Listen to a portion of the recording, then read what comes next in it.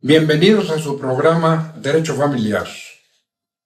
Hoy es un día de fiesta, es un día especial porque tenemos la visita de un distinguido personaje mexicano, doctor en Derecho, profesor de la Facultad de Derecho de la Universidad Nacional Autónoma de México, a quien tengo el gusto de presentárselos a ustedes, el doctor Alejandro Carlos Espinosa. Muchas gracias. Gracias a ti, bienvenido, como siempre.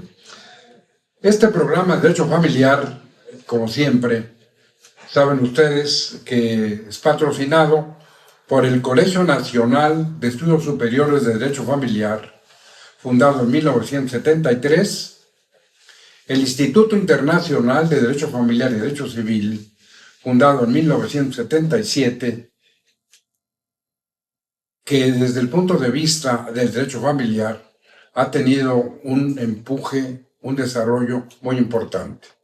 Estas organizaciones tengo el privilegio de presidirlas y hoy hemos tomado la decisión de que nos acompañe un distinguido jurista, el maestro Alejandro Carlos, experto en derechos humanos. Dar lectura a su currículum sería, pues nos pasaríamos todo el tiempo en ello. De esto quiero subrayar su gran vocación por la enseñanza, la investigación, la historia y sobre todo es un paradigma del estudio de los derechos humanos. Y además ha logrado a través de diferentes publicaciones dejar una huella para siempre de todas las actividades que ha realizado. Desafortunadamente algunos maestros han desaparecido por razones biológicas, pero evidentemente que él ha hecho obras fundamentales. Hablaba con él recientemente sobre el maestro Sergio García Ramírez. Entonces hoy, dialogando con el maestro Alejandro Carlos, queremos presentarles a ustedes una serie de consideraciones para comunicarles oficialmente que vamos a iniciar una nueva etapa del derecho familiar con una revista que se denomina Jus Familiaris. Una revista que va a estar enfocada fundamentalmente al derecho familiar nacional y a nivel internacional. Pero siguiendo el camino, el ejemplo que nos ha dado el maestro Alejandro Carlos, quisiera también presentarles esta revista Criminogénesis, que ya va en su número 24, una revista que se edita semestralmente, que ya tiene muchos años de estar en circulación y que gracias a la generosidad del maestro Alejandro Carlos vamos a poder iniciar esta nueva etapa en el derecho familiar mexicano con proyección nacional e internacional.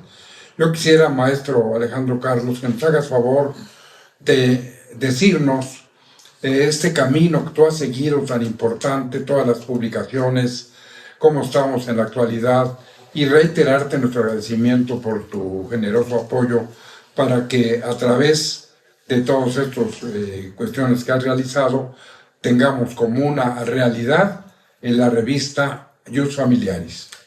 Muchas gracias, doctor. Para mí es un honor estar aquí con usted en su programa.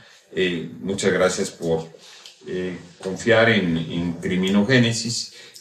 Bueno, la idea que nosotros tenemos y que ahora compartimos con el doctor Julián Huitrón Fuentevilla es precisamente la expansión en temas editoriales en la revista Criminogénesis, ahora ya con un segmento muy interesante que da lugar al nacimiento de la revista Jus Civile, con una gran solvencia por parte del doctor Julián Huitrón y pues con todas estas organizaciones de expertos en derecho familiar que nos va a permitir pues evidentemente construir semestralmente también investigaciones muy importantes a partir de los temas, digamos que de vanguardia, que se discuten, que se analizan, que se revisan en esta nueva etapa, en este momento posmoderno,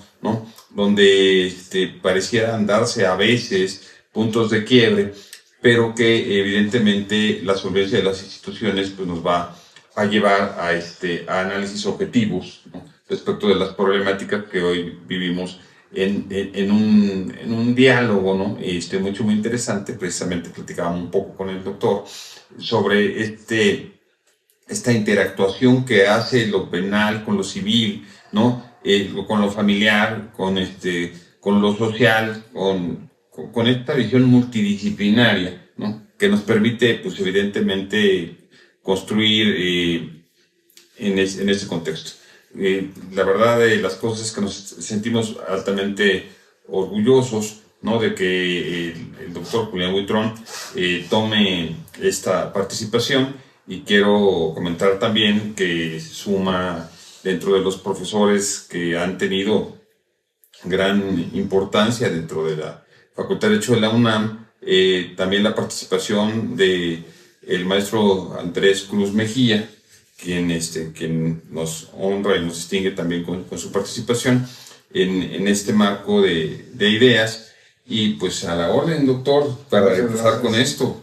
Gracias, Alejandro. Realmente esto viene a ser para el derecho familiar una nueva proyección que tiene alcances más allá de nuestras fronteras. ¿Cuál es la trascendencia de que Criminogénesis, y sobre todo con su director, su presidente, el doctor Alejandro Carlos, nos dé esta oportunidad, este apoyo para que semestralmente, esto da una gran vigencia al derecho familiar y también en su momento al derecho civil, del que hablaremos posteriormente, para tener a las personas que nos honran viendo estos programas, a quienes les interesa desde el punto de vista editorial tener estos libros que van a estar impresos en papel físicamente, para que sepan qué es lo último, qué es lo que la Suprema Corte de Justicia de la Nación, por ejemplo, ha determinado respecto a las instituciones fundamentales del derecho familiar, como es el propio concepto del derecho familiar. Hablar del matrimonio, de sus requisitos, de sus elementos, cómo está en la actualidad el matrimonio que se permite con personas del mismo o diferente sexo, cuáles son las circunstancias de los regímenes económicos, y todo esto con la atingencia, la sabiduría, el apoyo editorial del maestro Alejandro Carlos, y sobre todo reiterar un camino que él ya recorrió con un gran éxito, el de Criminogénesis. Incluso yo, un poco saliéndome un poco de esto, Alejandro, yo te pediría que nos hicieras alguna síntesis, alguna resumen, porque nunca habíamos tenido el privilegio que estuvieras aquí con nosotros, y tenemos un auditorio, una teleaudiencia muy importante. Tenemos ya nuestro propio canal en YouTube por el que estamos transmitiendo, y entonces que la gente sepa cómo se origina Criminogénesis, cuál ha sido su rumbo, qué hace los profesores, qué actitudes han tenido, y cómo nosotros, siguiendo ese camino que tú señalas, vamos a darle vida a esta revista de Derecho Familiar. Muchas gracias, doctor. Sí, por supuesto, es muy interesante la historia o la evolución que ha tenido Criminogénesis, que es una revista que nace con base en la Enciclopedia de las Ciencias Penales. Esto es con segmentos de investigación muy importantes en materia de derecho penal, de derecho procesal penal, de derecho penitenciario, de criminología, de seguridad, digamos, también de criminalística, y bueno, y de derechos humanos. Creo que esto ha venido generando una evolución. Yo recuerdo el número 0 de Criminogénesis, porque se inauguró con un número 0, ¿no? Que fue evidentemente sobre bien jurídico tutelado. Asimismo vamos a empezar en civil, de las bases, ¿no? Ya el doctor nos marcará el tema. Pero bueno, la idea es que va a ser una revista especializada, monotemática. Esto es, por número, vamos a tocar, pues evidentemente, el de la especialidad que se determine por el Consejo Editorial. Regresando a Criminogénesis, pues les diría que tiene 24 ediciones, que tiene más de 500 artículos especializados, científicos, ¿no? Sociales. De hecho, la revista está reconocida en Europa como una revista de investigación científico-social, postulada por la Universidad de Perugia en Italia, y tiene, pues, por supuesto, una conformación muy interesante desde su propio consejo editorial, ¿no? Yo creo que esa fue parte del éxito de la revista. Baste decir que varios, ¿no?, de los miembros del consejo editorial, hace 15 años que se funda la revista, pues ya no nos acompañan, ¿no? Sí, precisamente en este número 24, que está dedicada a la delincuencia organizada o relacionado con temas de delincuencia organizada, está pues hecha una semblanza a la memoria del doctor Sergio García Ramírez, quien distinguió a la revista siendo miembro pues distinguido del consejo editorial, ¿no? Y entre otros grandes juristas está la doctora, la maestra Griselda Michotegui Requena, está evidentemente también David Cienfuegos Salgado, que es otro gran personaje de derecho constitucional, Mario Fromún García, un general distinguido, retirado ya, pero que tuvo grandes aportes en la Facultad de Derecho de la UNAM, y algunos otros prestigiosos maestros, como es el exdirector de la Facultad de Derecho de la UNAM, Fernando Serrano Migallón, magistrados, jueces. No quisiera yo mencionar más nombres, pero sí decir, ¿no?, que ha tenido digamos que un paso por temas especializados que van desde lavado de dinero, que tienen que ver con cuestiones relacionadas con el derecho penal, muy importantes en cuanto a temas de vanguardia, como es el caso del compliance penal, ¿no?, muy recientemente pues vinculado también con el derecho civil, interesante, sí, ¿no? Sí. Y o con la extinción de dominio, que es un tema civil, pero también tiene alcances penales. Sí. Y bueno, el eslogan de la revista es un eslogan pues muy interesante, que ya nos presentará el doctor, el eslogan de la revista de Derecho de Jus Familiaris, ¿no? Pero de criminogénesis, temas de vanguardia tratados por expertos de las ciencias penales, ¿no? Entonces, su éxito de criminogénesis ha sido pues significativo. Yo le podría decir, doctor, si usted así me lo permite, como un elemento importante y anecdótico, ¿no?, que el tema del número 1, ya hablando del número 1 de criminogénesis, fue sobre seguridad pública, ¿no? Y nace con un artículo, o el debate nace con un artículo que inscribe en el número 0 Augusto Sánchez Sandoval, que fue director de la División de Estudios de Posgrado de la Facultad de Estudios Superiores de Nacatlán, que se llamó El Control Social Militar, ¿no? El número 1 fue dedicado a Derecho Penal Militar, tema que es, pues digamos que de gran cariño para mí. Me he dedicado a este estudio durante ya muchos años. Escribe un distinguido también doctor y que es general del ejército, retirado, pero general, ¿no? Que escribió evidentemente un tema sobre la importancia de la participación de los militares en la seguridad pública en México. Y esos dos artículos fueron materia de debates en las maestrías y en los doctorados, que tenían que ver con temas de seguridad pública y seguridad nacional.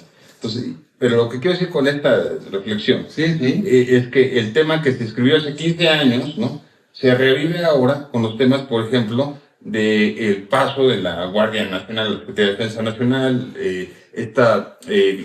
digamos que competencia o facultad compartida para investigar y perseguir los delitos por la Secretaría de Seguridad y Protección Ciudadana, muy importante, y la Guardia Nacional. Entonces, ha marcado temas muy interesantes. Recuerdo un artículo de el doctor Álvaro Vizcaíno Zamora, de la Universidad Panamericana, ¿no? Que escribe sobre los accidentes de tránsito en fines de semana, etcétera, y hace algunas reflexiones muy interesantes, y que da lugar precisamente al programa de alcoholemia, ¿no? O inmediatamente después del programa de alcoholemia, no porque haya estudiado estrictamente de ahí, sabemos que también ya en otros países se hacía esto, pero digamos que es el que lo pone en la palestra para el análisis, para el debate, la reflexión, y bueno, pues hay que decirlo claro, ¿no? Es realmente, eres una enciclopedia, mi querido Alejandro. Cómo te agradezco esta buena disposición, y para ser recíprocos, decirte que nosotros hemos caminado en el sendero del derecho familiar, y ahora con esta generosa oportunidad que tú nos das y que me honras a mí como presidente del comité editorial, te adelanto desde ahora, esto es muy importante, que nosotros con los institutos que he mencionado antes hemos realizado ya a nivel mundial 21 congresos de derecho familiar. El primero lo iniciamos en 1977 en Acapulco, y de ahí para acá ha sido éxitos, ha sido cosas muy importantes, e incluso cuando yo inicié mis estudios de derecho familiar, que era doctor en 1964, pues por ahí está mi primer libro, que lo vamos a enseñar, pero te quiero hacer esta confesión que es muy importante. Hemos hablado de esta proyección a nivel internacional. El Comité Científico Internacional para la Organización de los Congresos de Derecho Familiar, que junto con el Instituto y el Colegio tengo el honor de presidir, hemos estado en Europa, en Centroamérica, en el Caribe. Recientemente hicimos el 21º Congreso en Cuernavaca. Anunciamos que para octubre, y seguramente que tú nos das favor de estar con nosotros, vamos a celebrar el 22 Congreso Internacional de Derecho Familiar en la Universidad Sergio Arboleda, en Santa Marta, en Colombia. Le hemos dado ya la sede y empezamos los preparativos, y seguramente que en el próximo número, el primer número con el que iniciemos la vida de Familiaris Jus, tendrá que venir esta proyección. Pero además, nosotros tenemos ya nuestros representantes, por ejemplo, el doctor Michele Sesta, es la universidad la más antigua del mundo, fundada en el año 1085 en Italia, donde inclusive la Facultad de Jurisprudencia lleva el nombre de un gran jurista, creador del derecho familiar italiano, llamado Antonio Cicù. Esta universidad, con el doctor Michele Sesta, seguramente que él en este primer número va a tener una participación con un artículo que vendrá sobre el derecho familiar italiano en el siglo XXI, qué novedades tiene, qué hay. También desde el punto de vista europeo tenemos la posibilidad de que el nieto del doctor Henri Mazot nos haga el honor también de participar. Lo mismo de América, por ejemplo, el doctor Cristian Lepin, que es un estandarte del derecho familiar, o el doctor Héctor Roberto Goyana Copello en Argentina, que también hará las veces de participar, juristas de Cuba, de la República Dominicana, de Panamá, de El Salvador, donde yo hice el código familiar de este país, en Nicaragua, que es el último que ha adoptado nuestro código familiar. Todo esto tiene una significación, y sobre todo no me cansaré de repetir mi agradecimiento al doctor Alejandro Carlos, porque esto viene a darle al derecho familiar una actualización impresionante, porque al margen de los libros, tener una revista semestral donde usted, miembro de esa distinguida de la audiencia, va a poder abrevar, va a poder conocer, va a poder saber qué es lo último que se ha dado en esto y cuáles son las resoluciones de ejecutorias obligatorias del máximo órgano jurisdiccional mexicano. Esto es muy importante, maestro Alejandro Carlos, porque el Familiaris Jus va a ser una revista que en su momento, lo adelantamos, ya tú dijiste alguna palabra sobre esto, haremos un complemento que nos va a dar el mundo del derecho, la criminogénesis, el penal, el penitenciario, la criminalia, la seguridad nacional, la seguridad pública, todo lo que esto significa y todo lo que tú representas, y en el otro extremo, toda esta cuestión del derecho familiar y también del derecho civil, que para honrar todo eso y en recuerdo de los que lo crearon, hablaremos del Jus Civile, nombre que tú has escogido para esta materia, y Familiaris Jus, lo mismo, que nos va a permitir llegar a lugares que no habíamos pensado, sobre todo de manera impresa. El último congreso, del que celebramos del 25 al 29 de noviembre del año pasado, se dictaron 30 conferencias magistrales. 30 conferencias magistrales cuya característica es esta, que es muy importante. En el próximo, seguramente tú vas a disertar en Colombia sobre este congreso, una conferencia magistral, atendiendo a su etimología de la palabra magíster, que quiere decir 3 veces maestro. Quien hace una conferencia magistral, Alejandro, como lo sabes tú bien, es alguien que ha hecho investigaciones, que tiene los grados de especialista, de abogado, de médico, de sociólogo, de filósofo, de doctor en derecho, y que eso le da, por su investigación, una autoridad intelectual para disertar, y nosotros, siguiendo prácticas parlamentarias internacionales, en las conferencias magistrales solamente habla el magíster. Él dice lo que tiene que señalar, lo entrega impreso, y así han sido estas 30 conferencias que acabamos de pasar. Incluso tuvimos el privilegio de que un distinguido investigador emérito del antiguo CONACYT y doctor en la Universidad Johns Hopkins en medicina, el doctor Nahum Méndez Sánchez, nos hablara de un tema que esto es muy importante para el derecho familiar, que nos hablara de los problemas de la obesidad en las familias mexicanas.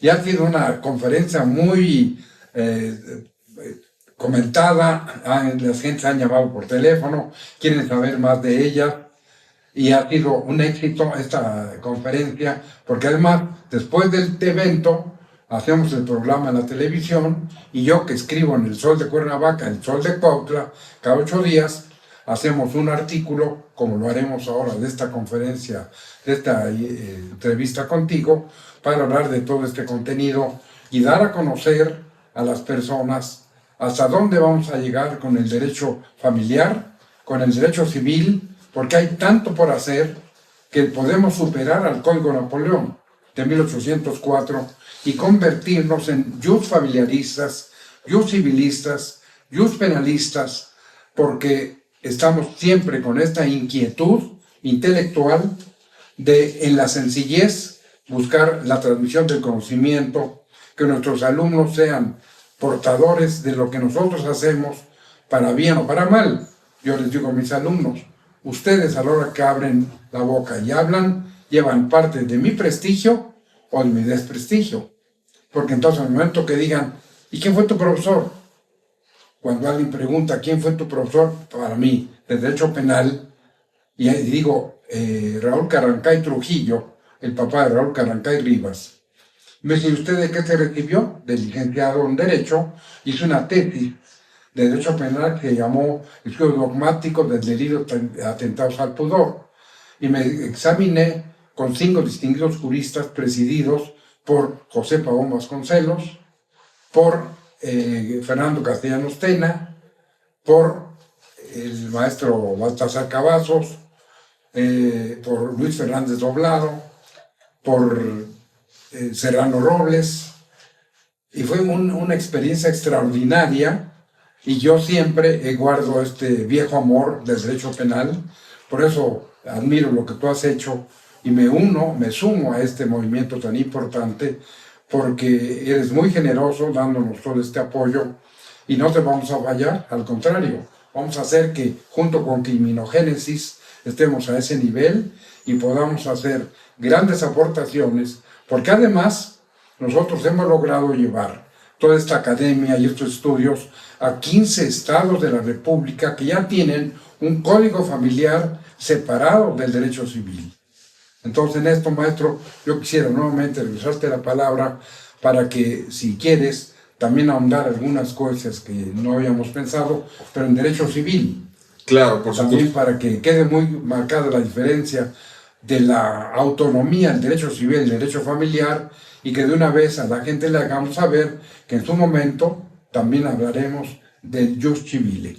Sí, claro, la intención es precisamente que se den estas especializaciones por parte de las revistas, que sean revistas, pues, por eso hablaba yo de que serían números monográficos para que sean de estudio profundo y que puedan servir tanto al investigador como al profesor, al alumno, pero también a la sociedad en su conjunto. Una de las características que pues dicta la línea editorial que vamos a mantener, ¿no?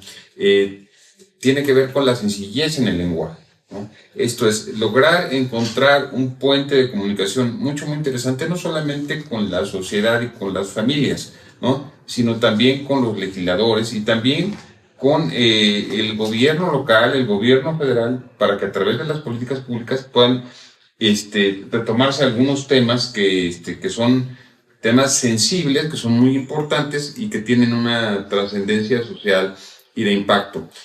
Nosotros hemos considerado siempre, con usted también, doctor, ¿no? que los autores escriben para que los lean, no para que no los lean. Entonces, la idea de esto es hacerlo con esta vertiente. De una vez pues comentamos lo que ya usted dijo, yo lo quisiera subrayar, ¿no? El hecho de que la revista Jus Familiaris sea impresa tiene una significación muy importante, ¿no? Porque va a llegar a las bibliotecas más sensibles, más significativas, como es la de la Suprema Corte Constitucional de la Nación, el Instituto de Investigaciones Jurídicas de la UNAM, y algunos otros espacios ya muy bien identificados, que van a servir a los abogados, que van a servir a los estudiosos y a las personas en general, para conocer con detalle las figuras de esto que, a pesar de que convivimos todos los días con ello, no lo dominamos, no lo conocemos. Por supuesto que la transversalidad de los derechos humanos en el análisis de los temas pues va a estar presente, porque hoy es un punto, sin lugar a duda, fundamental, en donde pues la diversificación temática va a ser algo muy interesante. Y algo que me parece muy interesante decir o anunciar, mi querido doctor, es esta idea que usted propone, ¿no? De las representaciones en los estados, por parte de expertos, para que tengan pues esta posibilidad también de difundir y divulgar, ¿no? El conocimiento específico del derecho familiar, que, pues bueno, dicho sea de paso, ¿no? Tiene un peso fundamental en el desarrollo social. Yo creo, mi querido Alejandro, que es importante subrayar este apoyo invaluable de ustedes, que no hay cómo calificarlo, porque poner al alcance de las mayorías la posibilidad de tener en sus manos el conocimiento del derecho familiar, del derecho civil, del derecho penal, de la revista Criminogénesis, como ustedes lo han hecho, es fundamental precisamente para que más personas sepan, conozcan, y tú acabas de mencionar algo que hay que ponderarlo y reiterarlo.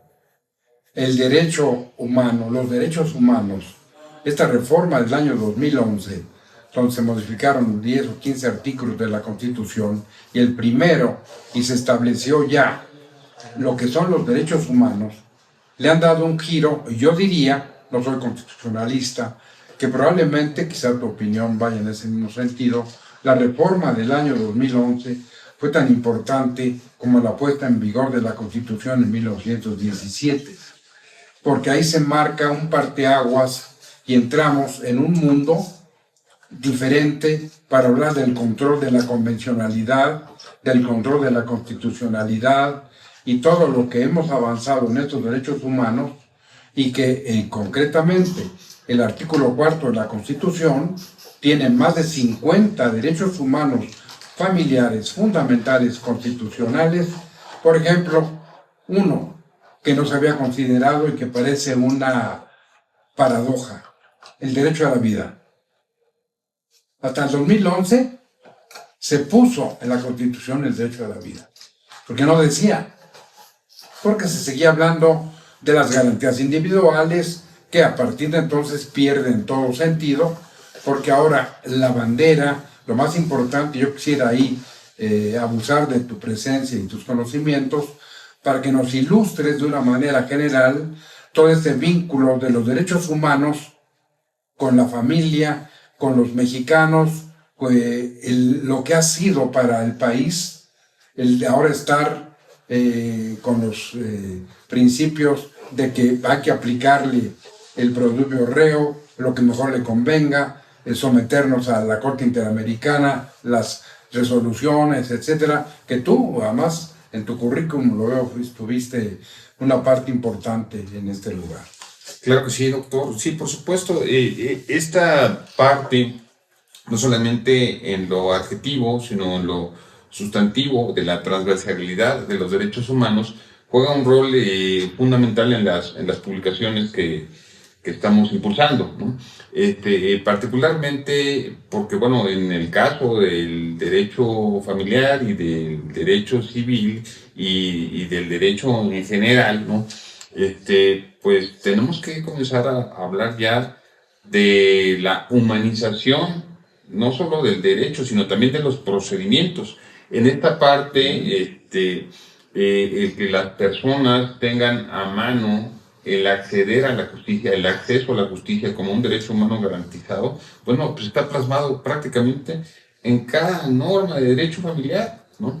O sea, si yo trato de revisar, de leer, ¿no?, las disposiciones, voy a encontrar que están implícitos, que están inmersos los derechos humanos en el derecho a familia. Eso es importantísimo, importantísimo, porque la familia nace antes que el propio Estado. La familia, han dicho equivocadamente, está en crisis, y no está en crisis, está en evolución.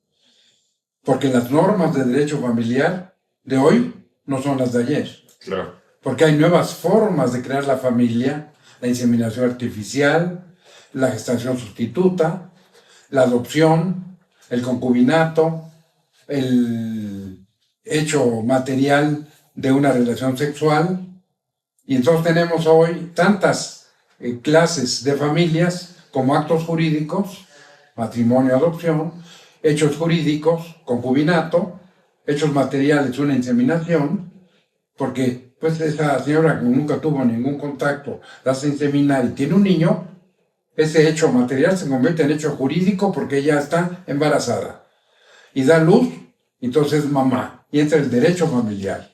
Entonces, casi podríamos, me voy a atrever a hacer esta afirmación, que podemos hablar como sinónimo de derechos humanos, derechos familiares. Claro. Porque finalmente, ¿para qué son los derechos humanos? ¿Qué es lo más importante que tenemos? La dignidad.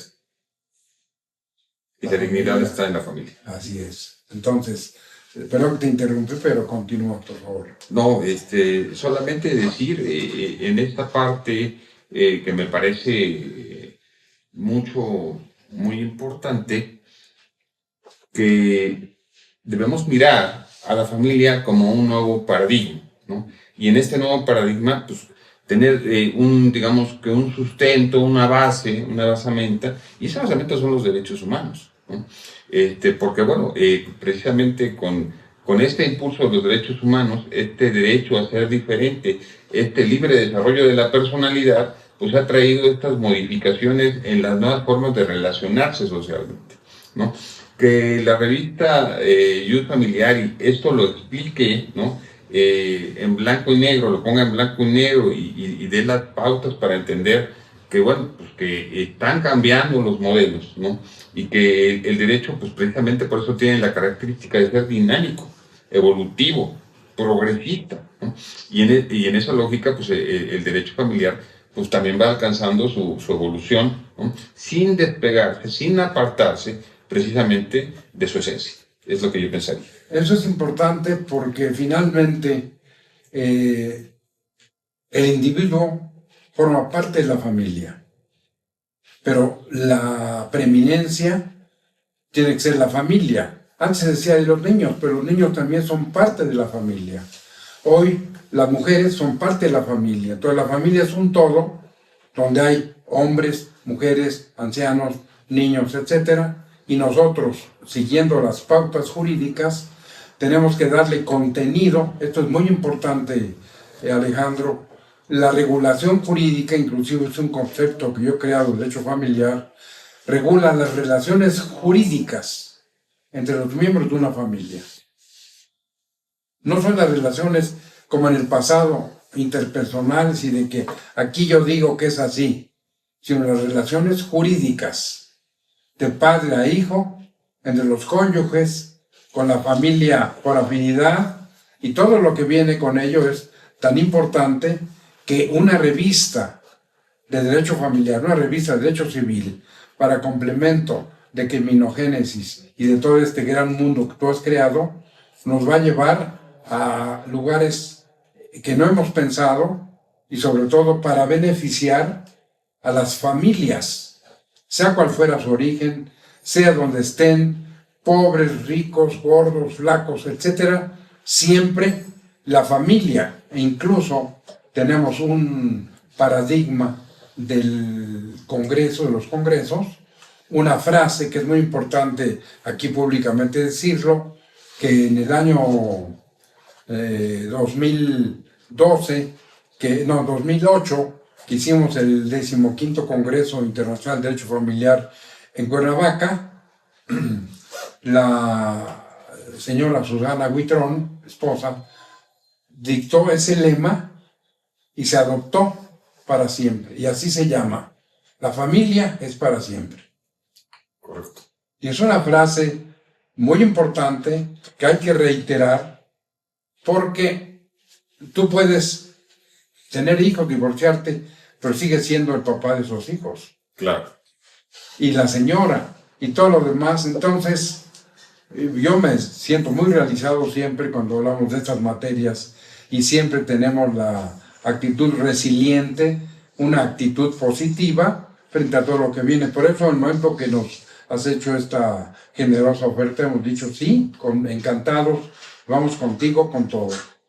Sí, doctor, y también pues, esto va a servir también para recordar a veces algunas obligaciones que se olvidan, ¿no? Por ejemplo, tenemos todos muy claro que los padres tienen obligaciones para con los hijos, pero se nos olvida a veces que los hijos tienen que retribuir esas obligaciones a los padres, ¿no? Y que esta parte, ¿no? A veces pues pega fuerte en la familia, y que evidentemente pues deja en estado de vulnerabilidad Sí. a las personas, y muchas veces se desconoce, ¿no? Dicen, no, pues si es tu papá, o es tu mamá, es tu abuelo, no sé, tienes que ver por él porque te corresponde hacer. Precisamente esta expresión tuya me permite colacionar que ya esta naturaleza jurídica del derecho familiar tiene como esencia lo que nos impone la ley, que son deberes jurídicos, unilateralmente. Te casas y automáticamente surgen los deberes que tienes que cumplir. Si tú no das una pensión, no vas a esperar a que tu hijo te la demande. Pero como bien acabas de decir, ese deber jurídico después se convierte en el sujeto activo, el hijo, que tiene que ver con los padres, ¿no? Voy en un momento más a enseñar, permíteme por favor, el libro de Derecho Familiar que fue el primer libro, no el derecho familiar, con el que iniciamos esta cuestión, que ustedes lo conozcan. Aquí se los pongo, inclusive el logotipo es el que usamos para los programas.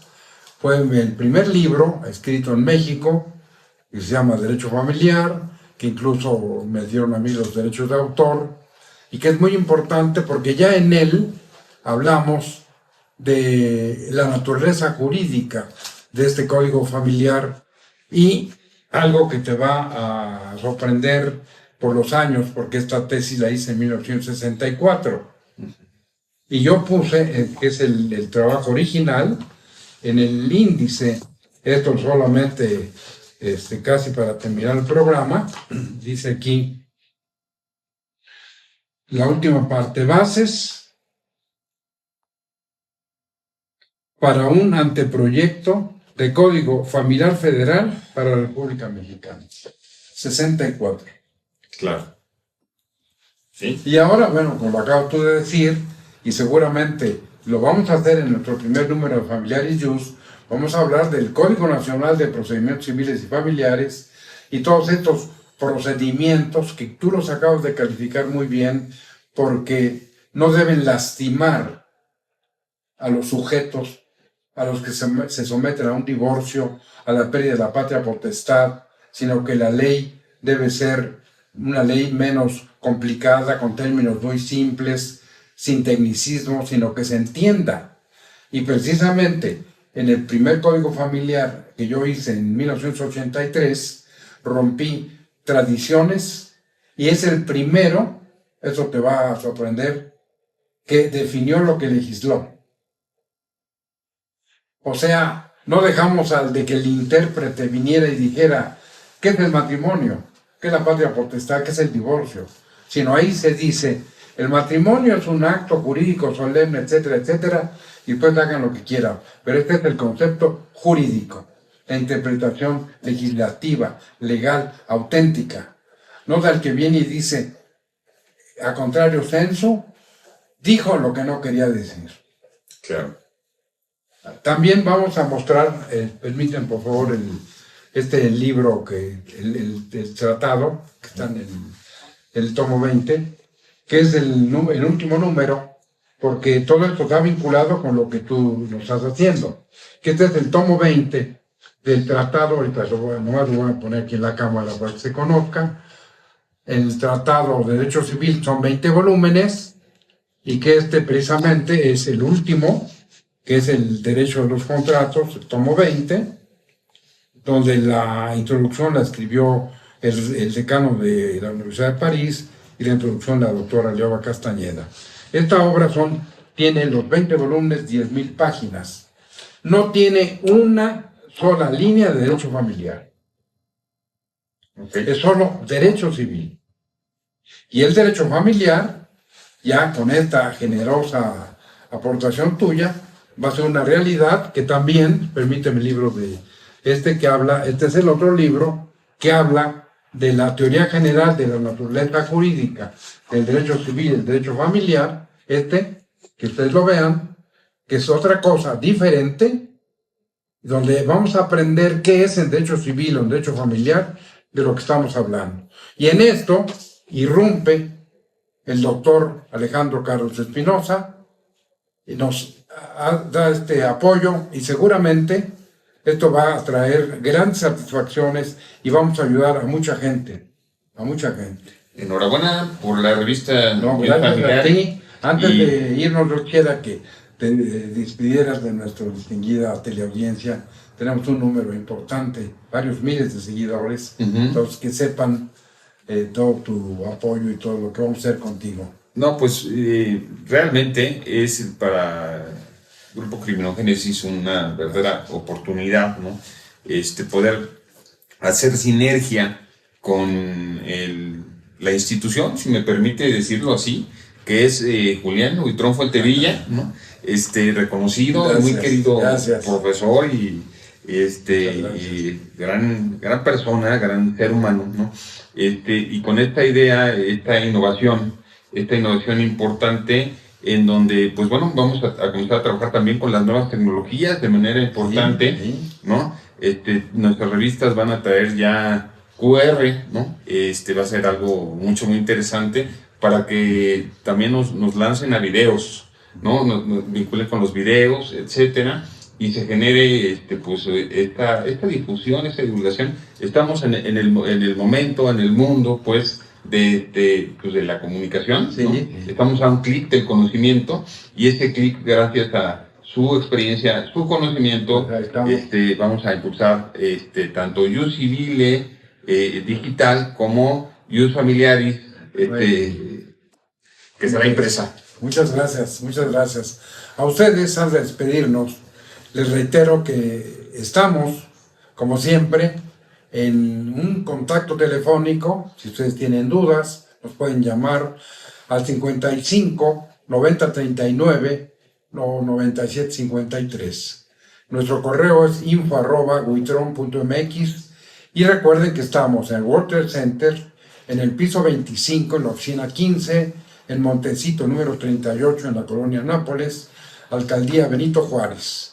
Y les recuerdo, como siempre, cuando tenemos un programa, a dar las gracias metafóricamente diría, a Alejandro Carlos, emulando a Lorenzo de Médicis. Muchas gracias al florentino que dice ese renacimiento en su tiempo, y aquí el renacimiento del derecho familiar y el derecho civil. Y a ustedes les recuerdo, no se olviden, lo mejor está por venir.